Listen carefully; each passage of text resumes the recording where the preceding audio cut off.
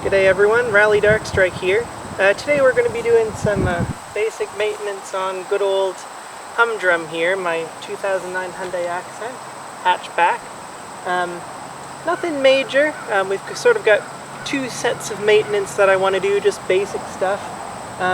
Today we're going to be doing what I think I'm going to call interior maintenance. So stuff to either help me from the inside out or help me while I'm in the car. So let's get to it. Alright, so first thing we've got to do is we're going to change the windshield wipers on the front of the car. So we'll just take a little walk around to the back here. It is super dirty because I live on a gravel road, but in here I have two brand new Bosch Clear Advantage wiper blades. Now usually I get cheap stuff, but today I'm going with the good stuff. So let's head around to the front and get these on.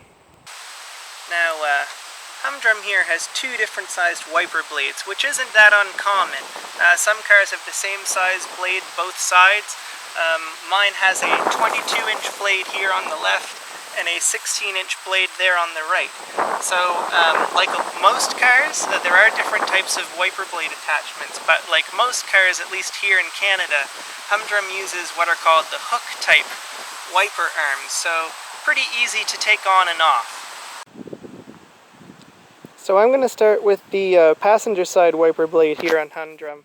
And I actually have two different brands of wiper blade on my car right now, so that's why the clip area looks a little different from one to the other. But the principle of most of these hook style wiper blades is the same. So most hook style wipers will have sort of a clip here that flips open. So I've already unlatched this one because it takes two hands to do it. But basically you unlatch the clip and the wiper blade will slide this way off of this kind of hook here. So if I lift this up, you can see that it slides out like that, and then I can just take it off that way. So, if I can do this with two hands, there we go. So, I'm going to just flip that up so it doesn't flip back down and hurt my windshield, but one blade off, now I just have to put another one on. Alright, so here we have our brand new Bosch wiper blade, and as you can see it's pretty much the same as the other one. You have this clip here which would flip open and then the blade will slide onto the arm. Alright, so I've popped the clip open on my blade. I just have to slide it so that that little rounded, if you can see it in there, piece slides into where the hook would go. Sometimes it's a little finicky. Might not be able to do this with one hand. There we go. And then this clip, once you make sure it's seated, just latches in place. And that's it. Good and ready to go. Alright, so I wasn't going to bore you by making you watch me put wipers on twice, but I have my nice new 22-inch blade on my driver's side now. The old one is back in the package. And just a little hint, if your wiper blades are bad but not that bad, I actually often keep a spare set of my old wiper blades if they're still decent, or I mix and match the most decent ones and keep them in the back of my car for emergencies, because you never know when some idiot's going to come wandering through a car park at the local Walmart and actually swipe the wipers from your car. So it's good to have some spares sitting around just in case the ones you've got get damaged or someone steals them, so that you can just pop them on in bad weather and keep on going. Alright, so on the 2006-2010 Accents on the hatchbacks, because the sedans have no rear window, Hyundai went with a latch mechanism for their rear wiper called Rock Lock, and it's probably the simplest wiper latch system that I've seen on any car. It's incredibly easy. You literally just flip up the wiper blade, or the wiper arm, you rock, hence the name, the wiper back. There's a little snap in here, and you just pull the wiper blade out, and that's it. And down here, I have a brand new 14-inch Trico Rock Lock wiper blade, so I can just take that, same thing. Put the little post in the center of the blade in the bottom, the notch, the latch, rock it back into place, flip it down. That's it. Super easy. Now we replaced both our wiper blades, but there's one other small thing we have to do, which is test everything. So we'll get some rear wiper action on the go. And that is so much better than the old one. You can also see how dirty my rear windshield is. But the other problem we have to solve is this. Now, if you note, my one spray thing is going way up there. So, also, no triangle of doom. HUD nut fans will be happy. But we have to sort that out. And all we need to do that is this pin. So Accents of this generation have wiper nozzles on either side that have 3 ports for fluid to come from. The one on this side, the driver's side, is aiming way too high in the center. So I can take my pin, very, very gently poke it into that nozzle head, like so, and I can aim it slightly downwards. Just a hair, and we'll see if that's made a difference. Alright, time to see if our wiper adjustments from that spray nozzle have made a difference. Are we going to have wiper fluid shooting to the moon? Ah, much better. Maybe a little bit higher would be good, but that's much better than shooting over the roof of the car, so that's gonna do for now. Alright, we finished changing our wiper trifecta, so the last step for our wiper maintenance is to check the fluid level to see how much washer fluid we've got in here. So we'll pop the hood on Humdrum, which is located down here in the left side footwell, or the driver's footwell if you're here in Canada. And once we open the hood, bear with me, we've got our washer fluid with that blue cap over there in the corner. So we'll check that and see how much we've got. Alright, so as I said, here in Humdrum, the washer tank for the whole car, there isn't a separate one for the back, is located here in the engine bay on the left side with this blue cap. Where I'm in Canada, I do have some Rain-X summer washer fluid that I'm going to be putting in if I need it. But in the winter you have to make sure here that you run a low temperature washer fluid. So this stuff is rated for 0 Celsius, which in a lot of places around the world would be fine. Here it can get down to like -20 something, -30 something with the wind chill in the winter.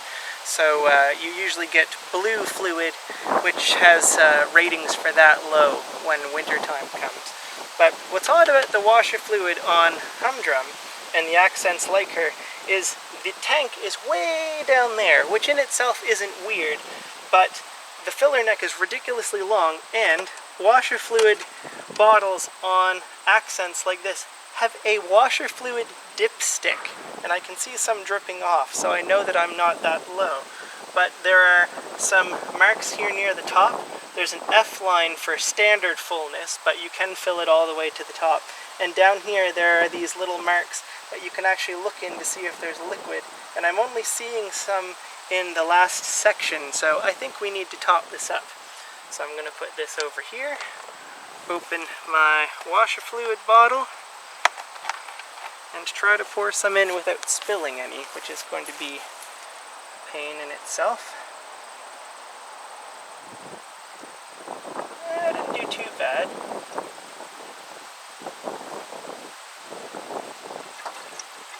Now I actually had filled this not all that long ago.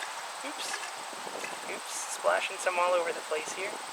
And I don't think I need too much, although it is getting a little low. So I'm probably going to put, I don't know, like a quarter to a half of this bottle in. And then I can use my washer fluid dipstick to see how much I've got.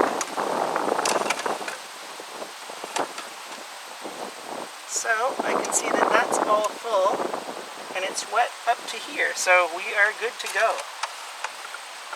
That job is done. Alright, so Humdrum's a little dirty, so pardon the marks and scratches in places. She's not pristine, but she's a reliable old girl. Anyway, cabin air filter in Accents of this generation is ridiculously easy to change. So I've got my replacement here by TYC, and to change it, you flip open the glove compartment. I gotta move all of my stuff out of here, which should take but a second, because we've got my maintenance records, my little tire air pressure reader, my ashtray, which I never use because I don't smoke, and I am seeing some dirt in here, so there could be some dirt kind of coming in through the vents. But now that I've got that emptied, you can see that there are two clips on either side of the glove compartment, one here and one here, and all you need to remove those is a screwdriver. Now, I carry a little mini screwdriver with me all the time, so what you need to do is these pry out a certain way, and then you just remove these clips, which are actually the rubber stops that prevent the glove compartment going down, and the whole thing will tilt further forward, giving you access to the filter housing. So to remove these clips, you basically just need your screwdriver, and you have to sort of tilt the glove compartment up just a bit so that you can pull the screwdriver out. You could do it with your fingernails if you had long enough nails. I don't. But after you do that, basically this clip will just kind of slide forward, and you just have to wiggle, if I can get it to cooperate. There we go, wiggle it out. And now it's gone. So we just have to do the same to the other side. Alright, now that we've got our clips out on either side, if I move my legs out of the way here, this whole glove compartment will swing down, and the actual filter housing is right here. So there's basically two squeeze catches, one on either side. Oop, and I just dropped my little filter thing there. But that will pop right off once you take those squeeze catches out, and your filter is right there and behind. So I just need to get a good grip on that, and wow, I can see there's a lot of dirt in there, and pull it right out. Now I've flipped down that little flap on the edge and started pulling this out, but look at the amount of crud that's in here. I have not changed this for a year probably, and it's hilarious just how much stuff can fall down into your vents. So I'm going to gently pull this out without making a giant mess and show you the aftermath. Alright, so this is my old filter, which shows you how ridiculously dirty these things can get if you don't change them often. I don't remember what the recommended interval is, but I haven't changed this one in probably a year, and it's just hilariously dirty. Look at all that stuff falling off there, and it's black. It's supposed to be pure white. So let's get out the new one and slide that in. Alright, so we have our brand new shiny clean white unopened filter over here, and our ridiculously dirty old filter over here. Now this is the same style of filter that had come with the car, and you'll note that there are arrows on the side. That tells you, depending on the type of filter, which direction you're supposed to place it. So on this filter, the arrows mean that side up. But on my new filter, if we look at the side here, it says airflow with arrows pointing down. So this one is marked differently. So make sure that you read the little instruction book if your filter comes with one to tell you which way it's supposed to go. In my case, the vents are either, are obviously up top facing down into the blower motor. So in my case, this filter is going to go in like this with the airflow arrows pointing downwards because the air is coming in from above.